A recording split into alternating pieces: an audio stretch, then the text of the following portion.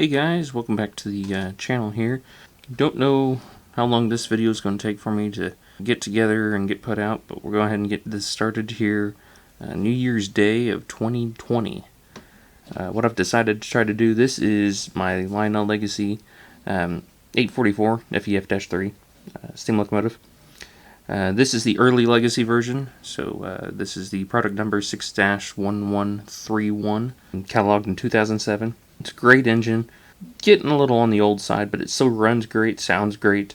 About the only thing that the newer version has up on this is the whistle steam smoke effect.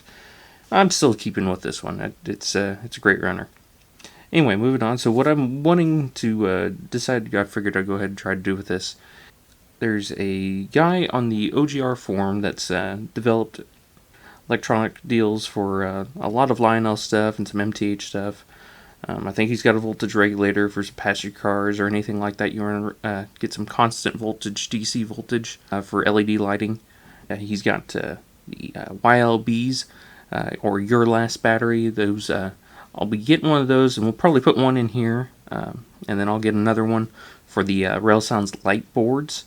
About the time the Vision Line Challenger came out, Lionel stopped putting the 9-volt harness inside the tender for a lot of steam engines to be able to hook up that 9-volt battery. So he's got one that's actually got the plug on it, and you can go ahead and plug straight into the Railsounds Lite board. So we'll get one of those, and we'll get one of the straight up ones with the 9-volt connection, which will go on this older Legacy engine. And then really started all of this is he's got a board he calls the Super-Chuffer. And really what it was designed for was TMCC locomotives or anything with electronic railroad, cruise commander, or just in general their TMCC package. And what it does is it gives you idle smoke, so that way. So currently this smoke unit the fan only runs when we're chuffing, and then it gives you idle smoke. So when we're stopped, the heater is always on this. So when the smoke is on, when we're stopped, the heater's still on, but there's no air movement. So that can burn up a wick kind of quick, and it just kind of looks better to have that idle smoke there. So that board will give us some idle smoke on this engine. I can hook up the headlight, and we can get some an LED. I'm going to try to find me an LED I can pop in there. We'll see how that goes. But I can get some Rule 17 lighting. So that's a newer Legacy feature this does not have. And also for your TMCC models, it gives you the option to hook up the cab light, and then that way the cab light automatically turns off and the locomotive starts moving. So like I said though, that Super-Chuffer board was designed for TMCC locomotives, not Legacy locomotives. But he got to fiddling around with one of his own engines and figured he'd try to put it into an older Legacy locomotive. These early Legacy engines are very much derived from the Railsounds 5 and TMCC technology around 2004, 2005 when they were developing Legacy. And then from here on out, then Legacy kind of developed into the modular boards and then to the RCMC boards and the Railsound Lite boards that we have today.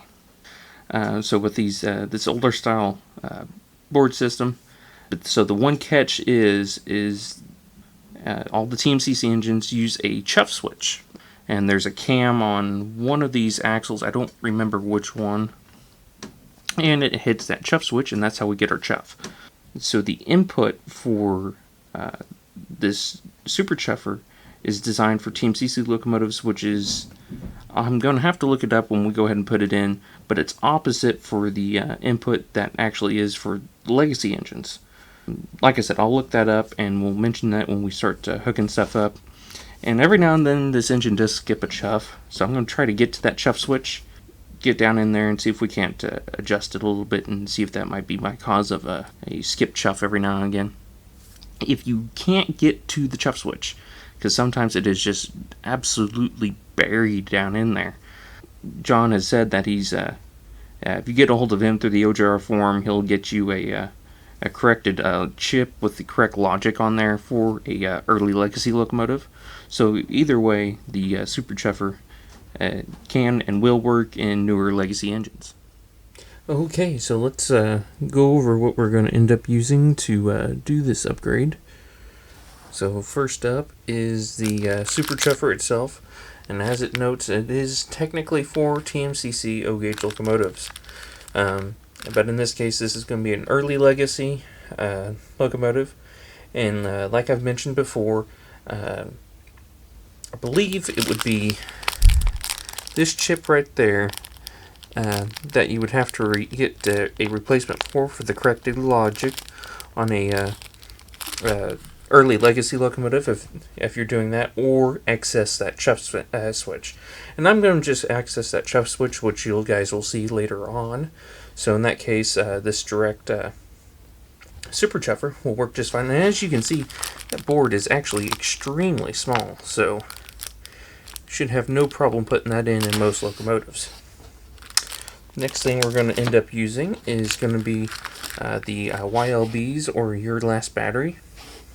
Oh, and then just one other note on the Super-Chuffer. This is a $70 board, so just keep that in mind. I got all three of these all at once, and shipping was like $7 and some change. So it's not like something that shipping's a big worry on.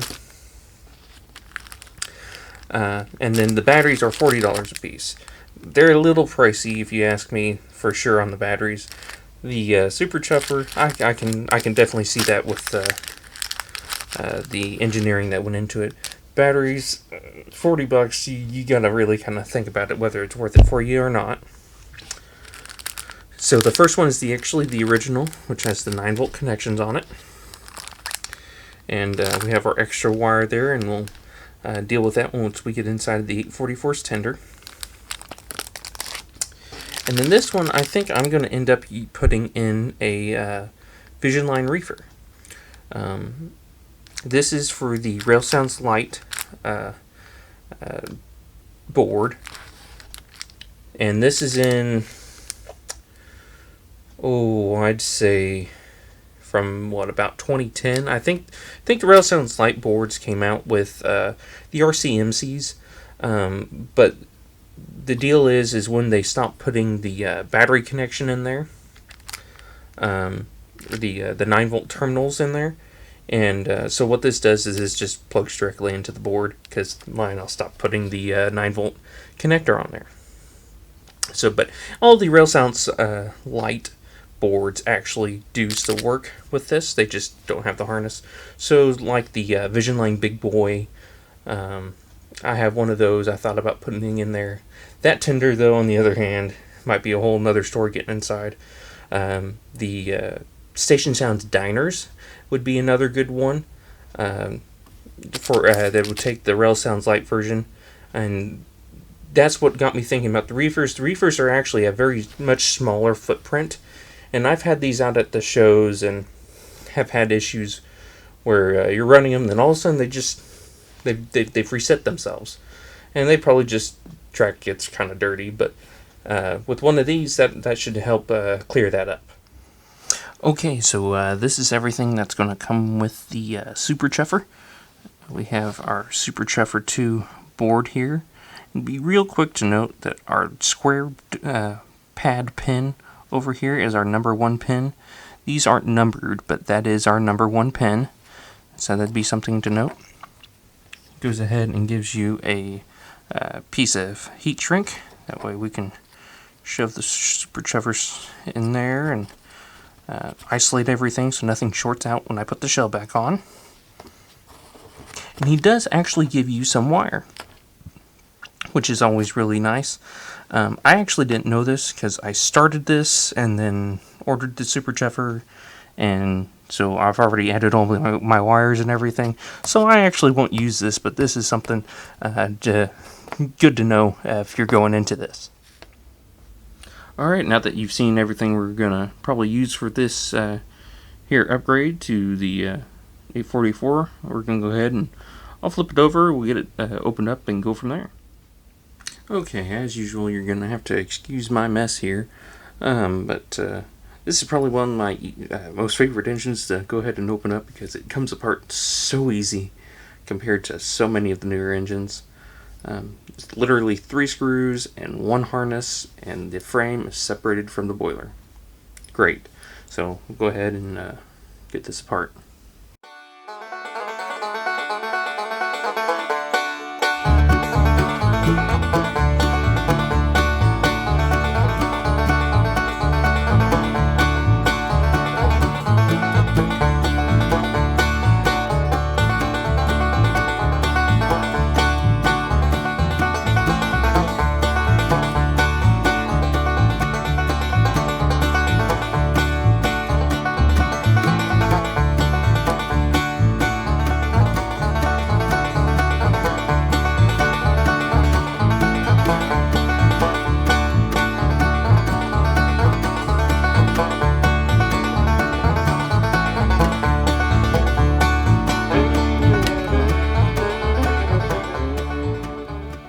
Okay, so as we can see here, I really do have this engine quite a ways tore down. One thing I'm going to say I went ahead and did as soon as I got it out is got the smoke unit out of the way, got it out of there. I also removed the R4LC. I've replaced that before. It's a $50 board. If you go ahead and give it a nice little static discharge, it will fry it, so keep that in mind. The motor drivers motor driver board may not be near as sensitive, but I still wouldn't risk it. Always try to make sure you don't have any static discharges. But I did end up removing the motor and removing this entire plate assembly to get to the chuff switch, which was on the front axle of this particular locomotive here. And so the reason why we're trying to get to the chuff switch for this particular upgrade is so TMCC locomotives, which the Super-Chuffer was actually designed for, create the chuff on the closing of a switch to frame ground. And legacy locomotives actually create the chuff on the opening of a switch to frame ground. So the legacy locomotives actually use the normally closed position, whereas TMCC locomotives use the normally open position of the switch. There are, something like a 10-wheeler might be really difficult to get to the chuff switch. Like I mentioned before, I'm sure John would be willing to supply anybody with the correct logic on for the chip on the Super-Chuffer if you don't want to dig this far into it. I kind of wanted to get down this far anyway, so it's not a big deal for me. All you got to do is tap into the normally open position of the switch that is common, and make sure common is frame ground. Okay, I went ahead and zoomed up a little bit so you can see the switch a little bit better. It's just a real simple reed switch that there's a cam down here on that axle that hits it, and that's what makes your chuff. And all I did was I just added a wire here on that middle deal, and I made it plenty long, that way wherever we end up putting the Super-Chuffer inside here, that way I have enough wire and I don't have to add on to it later. In this particular case, common is the far right pin, normally open is that middle pin, which I had to tie into for the Super-Chuffer, and normally closed is the left pin, which the legacy electronics use to create the chuff. Okay, so where we are here, this might get a little shaky, I'm holding the camera now. But what we have here is the gearbox for the locomotive, and this is part of the reason why I went ahead and decided I'd just go ahead and get to the chuff switch, because I wanted to be able to get down in here and check the greasing and everything, make sure everything's still lubed. If I'm going to tear into it, I'm going to make sure everything.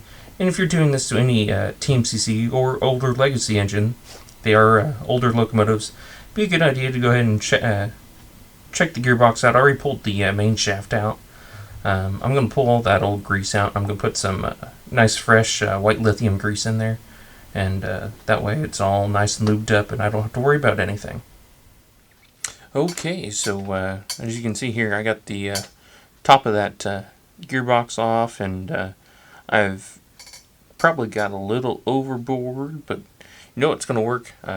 Put in our white lithium grease into there. I cleared out all the old grease. It was pretty liquefied. So here's part of that napkin here. Let me zoom out. There we go. That's all that grease that I could get out of there. There's another napkin actually, but zoom back in there. That's what that looks like. I've already kind of worked that grease in. That way I know everything's nice and lubricated. Everything ought to work good. I put that cover back on, and we should be good to go. Alright, so I got the locomotive mostly back together now. Got the Super-Chuffer started to install. The only thing I got left is the headlight. I just got to get the LED situated and figure out how I'm going to run the wires, what's going to work best. But function-wise, for the smoke unit, everything is there. So these red and black wires you see there is, of course, our AC hot and AC ground. Our green wire is from our chuff switch. This black wire goes to our smoke unit motor, negative. This black wire is from our heater circuit. You can look on your Super Smoker or your smart smoke unit board, and it will tell you which pin, but it's also the same black wire. You can see me, there's the splice, that yellow thing back there, but it's the same black wire that's going to our smoke unit from the AC regulator, which is around the back here. Let's see if I can't zoom up on it. Go the right way. The AC regulator is that thing that's wrapped around in that heat shrink right there. Move back to our Super Smoker. So the Super Smoker is completely functional, so we'll go ahead and give her a shot. I will just keep in mind when you are installing this to pay attention to your smoke motor leads down there at the bottom as to which ones were which one was DC positive and DC negative, because that will make one heck of a difference. You get those reversed, motor will go backwards. It won't hurt the motor, but it'll go backwards and you won't get smoke coming out of the stack. Okay, so I'm going to go ahead and apply track power. We'll turn everything on and we'll see how it looks. Start her up here. Union Pacific 844, do you copy? 844 here. Start her up and stand by for track orders. Roger, I'll get this train up and running. Out.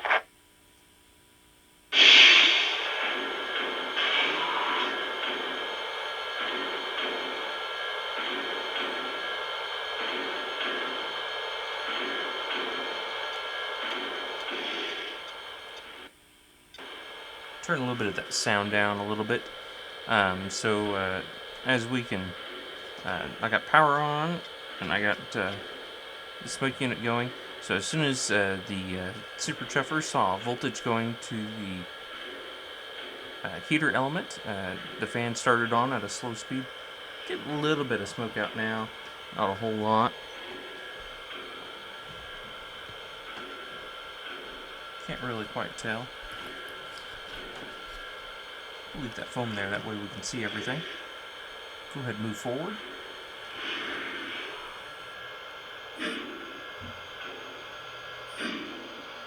Now that we're moving, you can see the smoke a little bit better.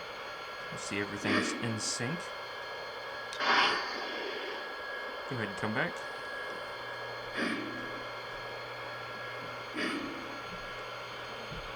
There we go. Smoke unit nice and warmed up.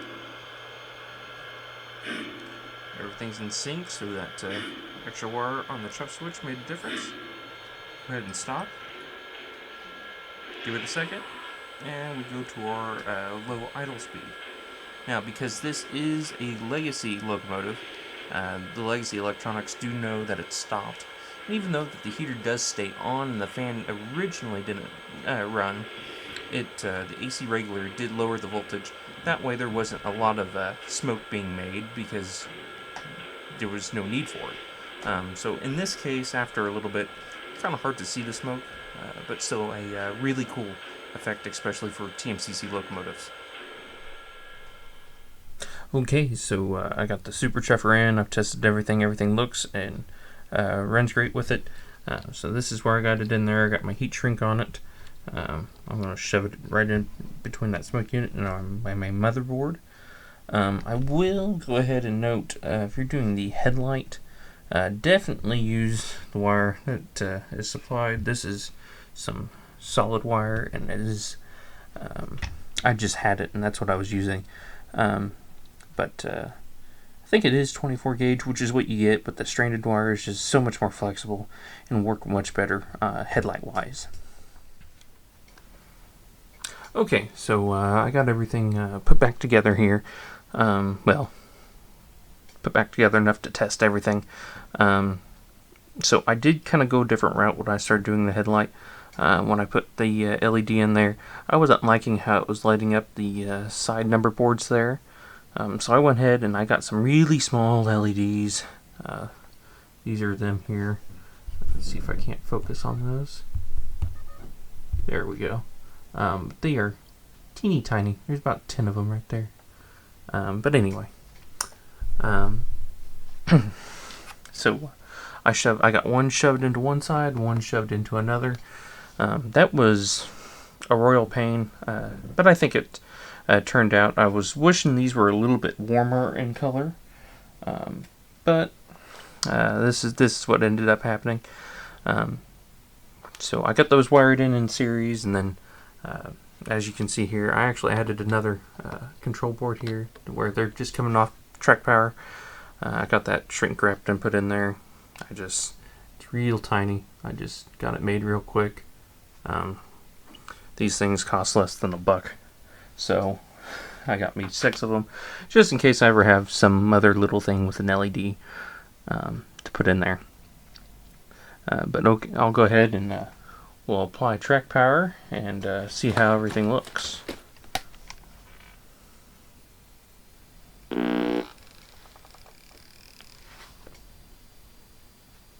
So there we go, we're at a stop.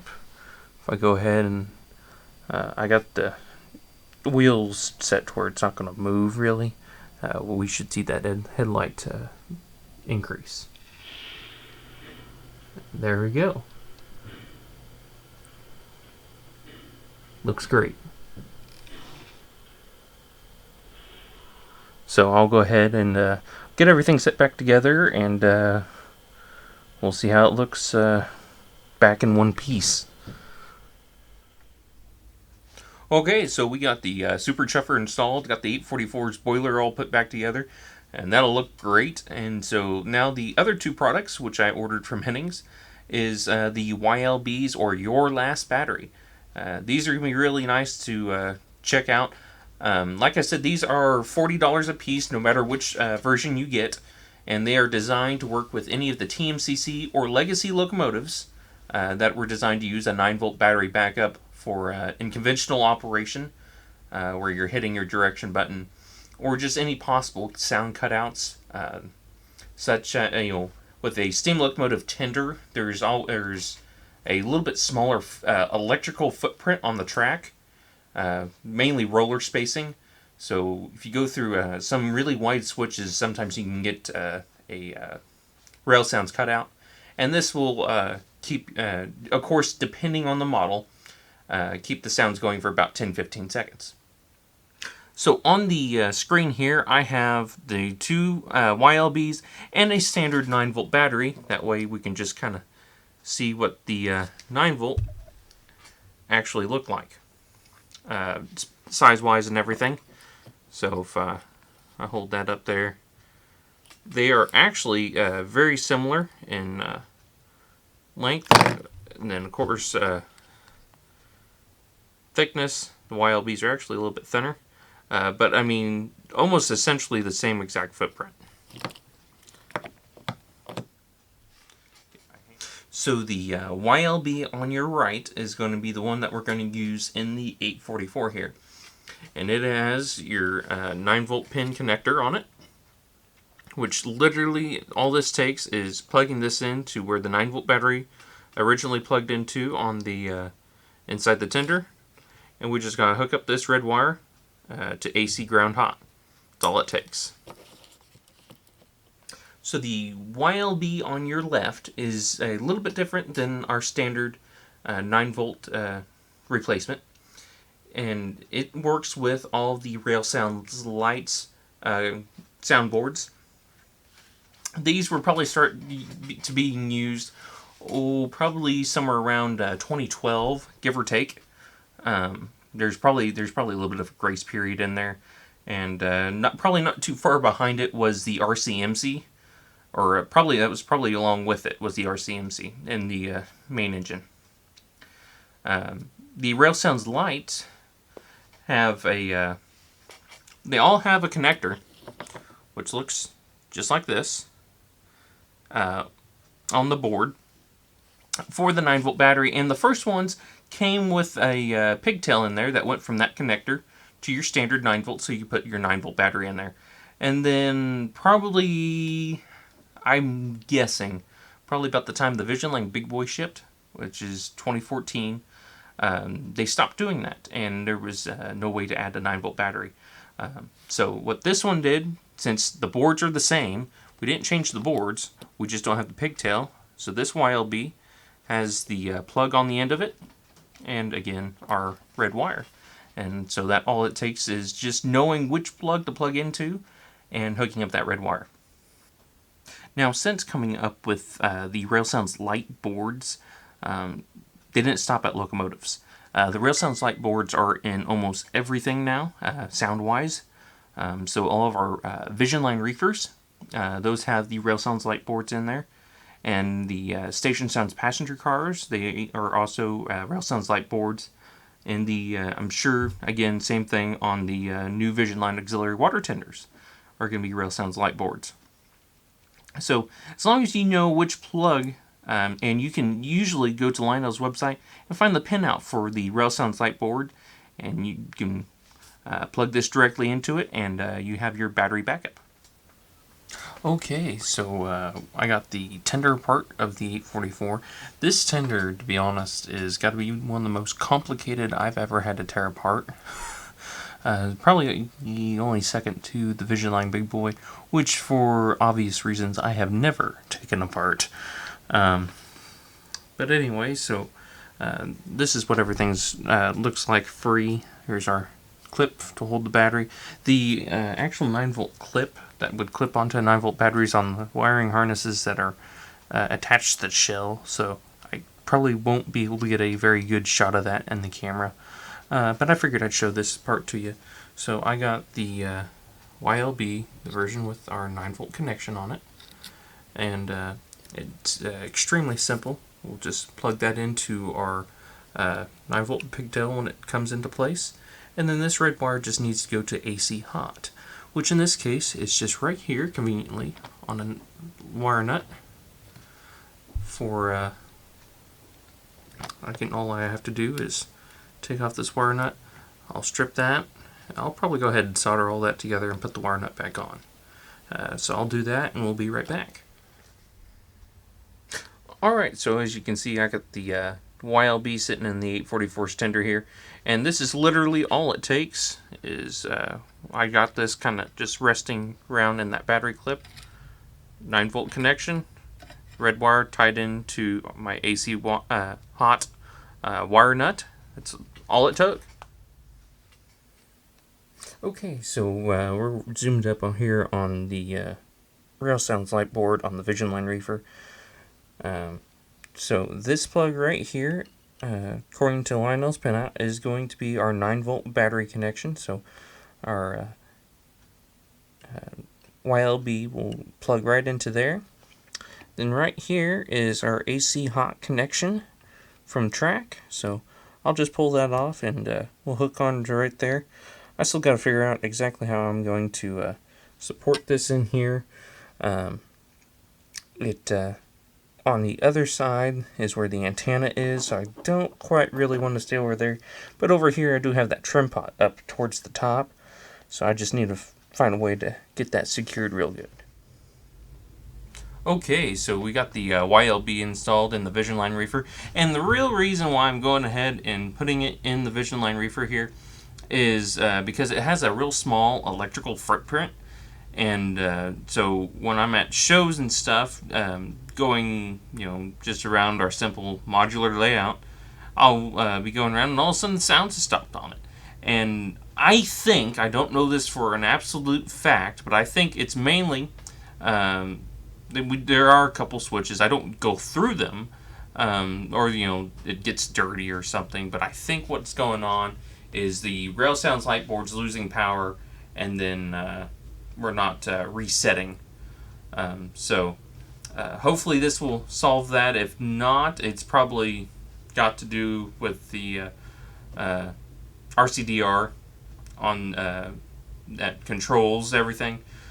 So we'll just have to see if this, because the 9-volt only powers Railsounds Lite. It's not going to backfeed to, like the sensors and stuff. All the wheel sensors and whatnot come into the RCDR. Alright, so I got the 44 back together here. Got the Super-Chuffer in there, got the headlight replaced with LEDs along with the side number boards, and then the YLB replacement battery in the tender. So we'll go ahead and fire it up and see how everything looks and sounds. Track power on. Go ahead and start the engine up. Union Pacific 844, do you copy? 844 here. Start her up and stand by for track orders. Roger. I'll get this train up and running. Out.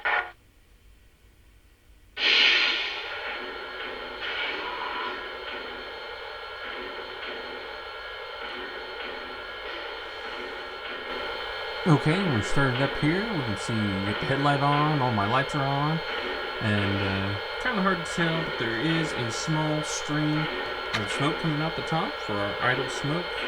See if that helps any. Yeah, there we go.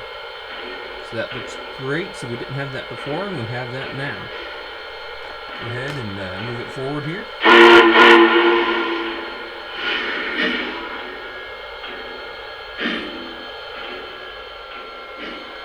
Alright, there we go. Now we're stopped. Right after you stop, compared to,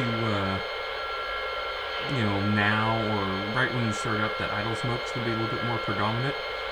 Because this wasn't designed for idle smoke, so the resistor, the element isn't supposed to be very hard.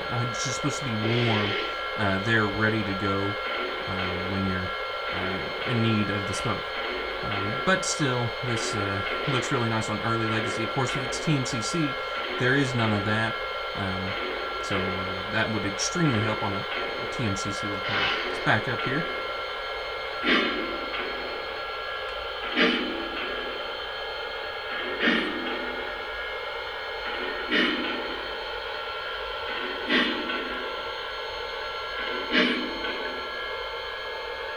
Go ahead and stop.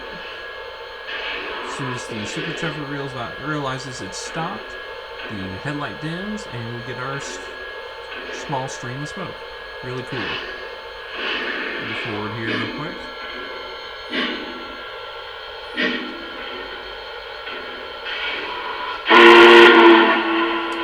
Alright, now I'm going to go ahead and I'm just going to kill track power, and we'll see how well that battery does in the tender.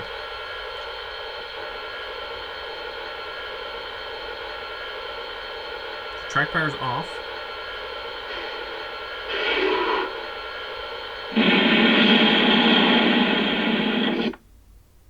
So we don't completely shut down, but we mostly shut down. If you have the volume turned down a little bit, it'll work. And but so that gave us a good 30 seconds of time after power killed. So if you're moving slow over, like a really wide Atlas switch, that should take care of you. Okay, so this concludes this video on the Super-Chuffer and the YLB batteries. I hope you guys liked it. I hope it was helpful for you guys. If you're doing this the first time, this was my first time, so if it was a little rough, that's why. But I would feel more comfortable doing one now, now that I've done one. And it's definitely hard squeezing everything in there, so it takes a little bit of finagling getting the locomotive back together. The YLB batteries I think are great. $40.